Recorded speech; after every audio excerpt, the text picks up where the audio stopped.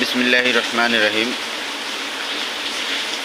প্রিয় ভাই ও বোনেরা, আশা করি সকলে ভালো আছেন। আসলে আমি বিএনপির করি কি কারণে, অনেকেই আমারে এসব কথা অনেক আগেই প্রশ্ন করতো যখন স্বৈরাচার ক্ষমতায় ছিল তখন, এবং অনেক কথার সম্মুখীন হতে হয়েছিল অনেক আগে থেকেই।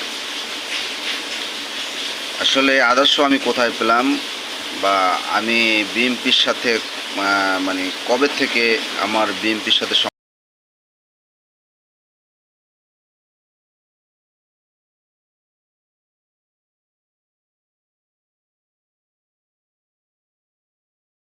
সম্পর্ক, সে বিষয়ে কিছু কথা বলতে চাই। আমি বাংলাদেশ জাতীয়তাবাদী দল বিএনপির সাবেক সংসদ, আমার বাড়ি পটুয়াখালী ৩, গলাচিপা 10 মিনার, কৃতি সন্তান জননেতা জনাব আলহাজ শহীদ শাহজাহান খান সাহেবের একটা বক্তব্যের মধ্য দিয়ে আমার বিএনপিতে পদার্পণ শুরু, এবং বিএনপির প্রতি আস্থা ও বিশ্বাস এবং ভালোবাসা বেড়ে যায়। তখন থেকেই আমি বিএনপিকে পছন্দ করি এবং বিএনপির সাথে সম্পৃক্ত। আসলে বিগত দিনে গলাচিপা এবং 10 মিনা, পটুয়াখালী ৩, 2014 থেকে যারা নেতৃত্ব দিচ্ছে, যারা নেতৃত্বে আসছে, তারা আসলেই সবাই যোগ্য লোক, কিন্তু এদের ভিতরে গ্রুপিংয়ের শেষ নাই। এদের ভিতরে কেউ ছিল রনি গ্রুপ, কেউ ছিল খান সাহেবের গ্রুপ, কেউ ছিল হাসান মামুন ভাইয়ের গ্রুপ। তো আসলে এত গ্রুপিং আসলে আমার পছন্দ হয়নি। ঠিক আছে, মূল কথা হলো যে গ্রুপ কিসের? গ্রুপ তো থাকবে একটাই, দল থাকবে একটাই, সেটা হলো বাংলাদেশ জাতীয়তাবাদী দল বিএনপি, বা জিয়াউর রহমানের আদর্শ, বা তারেক রহমানের আদর্শ, বেগম খালেদা জিয়ার আদর্শ। এখানে গ্রুপিং কিসের? আর গ্রুপিং তারাই আসলে করে থাকেন যারা সময়ে সময়ে রূপ বদলাতে পারে। মূল যারা বিএনপি করে, বা মূল যারা বিএনপিকে পছন্দ করে, যারা বিএনপির আদর্শকে লালন করে, তারা কখনোই মানে গ্রুপিং করতে পারে না, আমি মনে করি। আজকে দেখেন 2014 থেকে আমি ঢাকাতে আছি। এখন আমার দেশে কে বিএনপি করে, কে কোন দলের কি কর্মী, আসলে আমি কিন্তু এটা জানি না, বা অনেক কি চিনি না। ঠিক আছে, আর অনেকে আমারও চিনে না। কিন্তু 2014 পর থেকে বাংলাদেশ জাতীয়তাবাদী দলের ঢাকা, আমি নারায়ণগঞ্জে থাকি, নারায়ণগঞ্জ থেকে যত প্রোগ্রাম, বা ঢাকা পার্টি অফিসে যত প্রোগ্রাম, এমন কোনো প্রোগ্রাম বা এমন কোনো মিছিল মিটিং নেই যেটার সাথে আসলে সম্পৃক্ত ছিলাম না। বেশিরভাগই ছিলাম, হয়তো দুই একটা সমাবেশ বা ইতে ছিলাম না, তাও নিজের পারিবারিক কারণে, তারপরে কিছু মানে স্বৈরাচারীদের আচরণের কারণে। দেখেন, আমি দীর্ঘদিন নারায়ণগঞ্জে ব্যবসা করতেছিলাম, এখনও করতেছি, কিন্তু এর মাঝখানে কিছুদিন স্বৈরাচারদের উৎপাতের কারণে আমি ব্যবসা বাণিজ্য ছেড়ে বিদেশের উদ্যোগ নিয়েছিলাম। সেখানে প্রায় অনেক টাকা আমি মানে ধরা খেয়েছিলাম।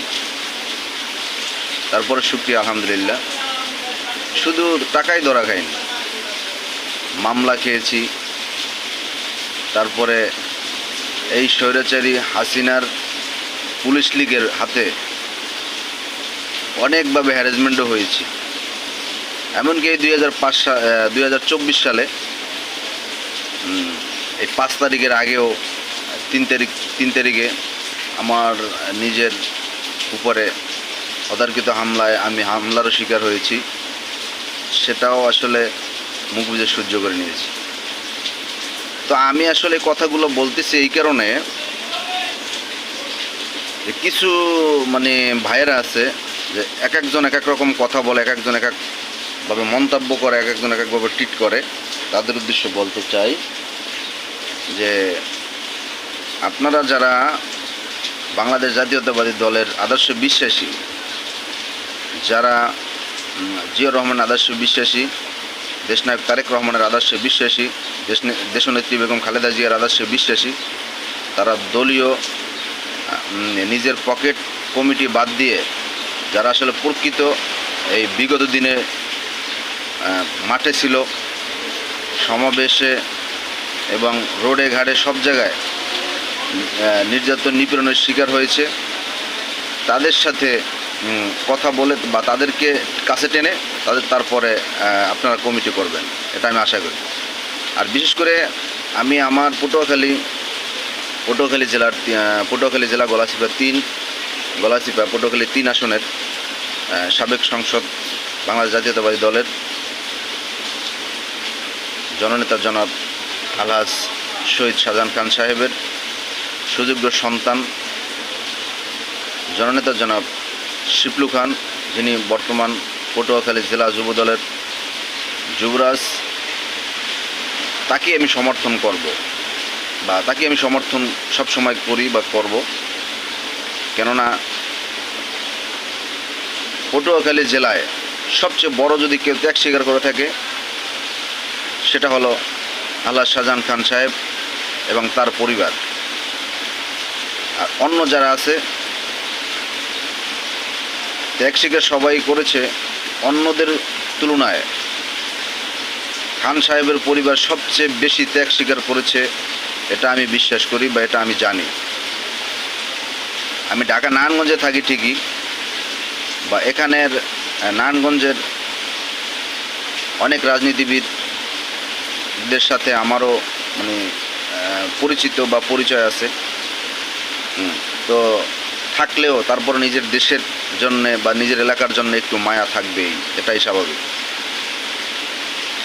আমি সর্বোচ্চ নেতা দেশনায়ক তারেক রহমান এবং আমাদের আর এক কিংবদন্তি নেতা জননেতা জনাব মির্জা ফখরুল ইসলাম আলমগীর সাহেব, তাদের উদ্দেশ্যে আমার এই ভিডিওটা যদি তাদের কাছে পৌঁছায়, আমি একটা কথাই বলবো, যদি কাউকে পটুয়াখালী 3-এ মনোনয়ন দেওয়া হয়, তাহলে যেন আমাদের শিপলু ভাইকে একটু বিবেচনা করা হয়। আমি জানি তার থেকেও অনেক সিনিয়র পলিটিশিয়ান আছে না গলাচিপাতে, পটুয়াখালী 3-এ।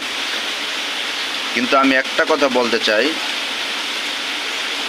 এই জায়গাটা ধরে রাখছিল আলহাজ শহীদ শাহজাহান খান সাহেব। তার সুযোগ্য সন্তান হিসাবে, উত্তরসূরি হিসাবে আমি মনে করি শিপলু খান পাওয়ার প্রাপ্য এবং যোগ্য। তার অন্যতম কারণ হলো এমন কোনো সমাবেশ বা এমন কোনো